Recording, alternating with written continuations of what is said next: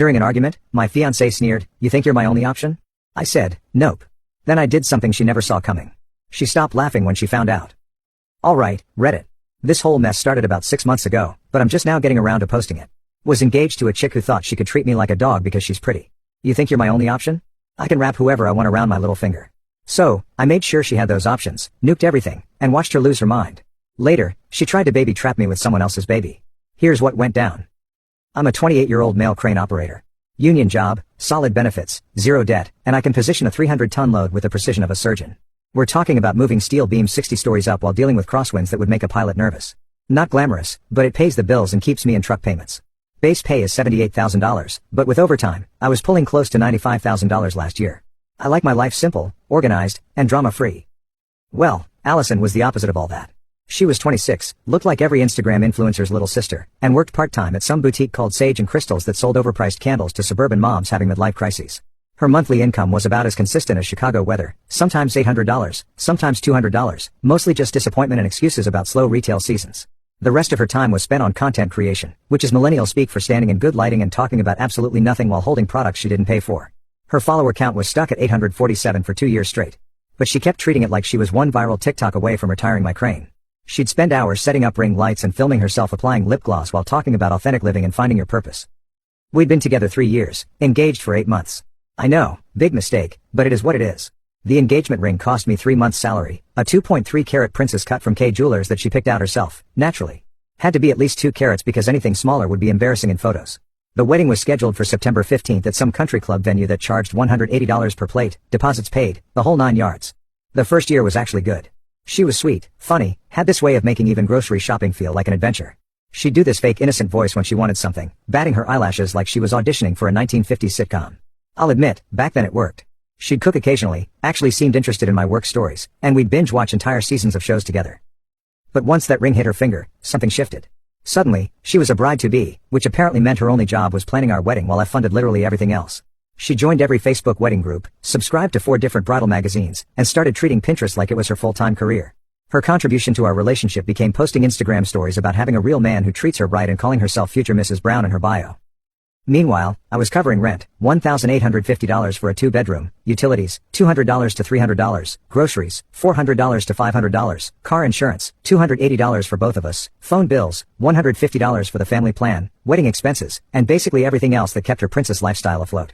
She'd pull this move where she'd Venmo me later for dinner dates. A $85 steak dinner became, oops, I forgot to send that. A $120 shopping trip turned into, I'll get you back next week. Later became, oops, I forgot. Then it just became normal. I was paying for everything while she collected likes on photos of the life I was funding. To give credit where it's due, she kept the apartment clean early on and always hyped me up in front of her friends. She knew exactly when to butter me up after a rough day on the job site. I'd come home exhausted from operating equipment in 95 degrees heat, and she'd have a cold drink waiting and actually listen to me vent about incompetent ground crews or weather delays. But even then, red flags were popping up like whack-a-mole. She'd trash talk her own friends behind their backs, especially the ones with boyfriends who had regular jobs.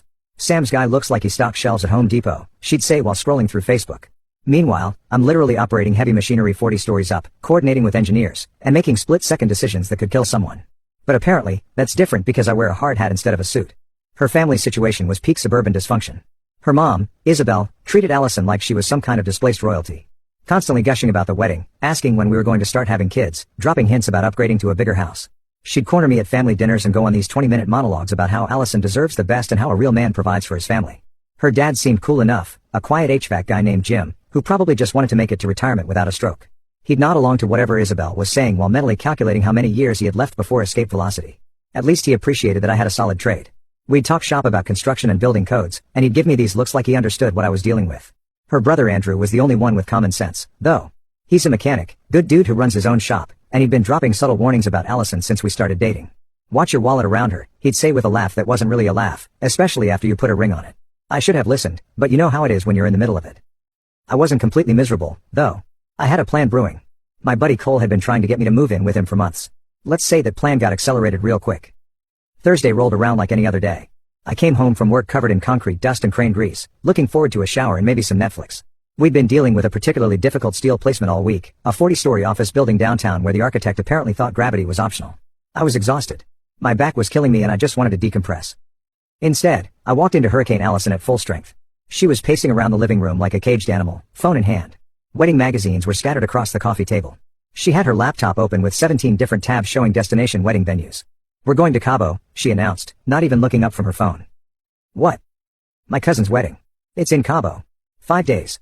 I already RSVP'd for both of us. It'll be perfect for content. You know, engaged couple at a destination wedding. She was already mentally planning her Instagram posts. I stood there processing this information. When? Next month. I booked our flights already. Well, I put them on hold.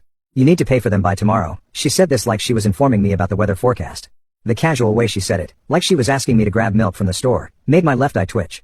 I'd been putting in 60-hour weeks to keep up with wedding expenses and now she wanted to drop another $2,000 on someone else's party. Can I even get those days off? You'll figure it out. You always do.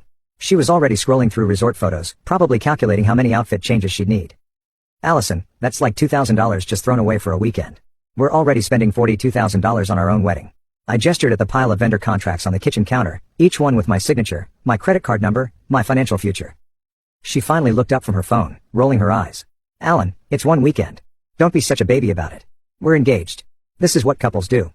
Rachel and Mike went to 3 destination weddings last year. It's not about the weekend. It's about respect. You can't just make decisions for both of us and expect me to fund them. I could feel my blood pressure rising. This was the same pattern every time. She'd make plans. I'd object to the cost. She'd make me feel like I was being unreasonable. That's when she laughed, a full-throated, head-thrown-back laugh like I just told her the earth was flat. Respect, Alan? What do you think? You're my only option. I could have had a ring from 3 other guys before you finally stepped up. She gestured at her phone like it was proof of her desirability. Brad's been texting me for months. Tyler still slides into my DMs. I have choices.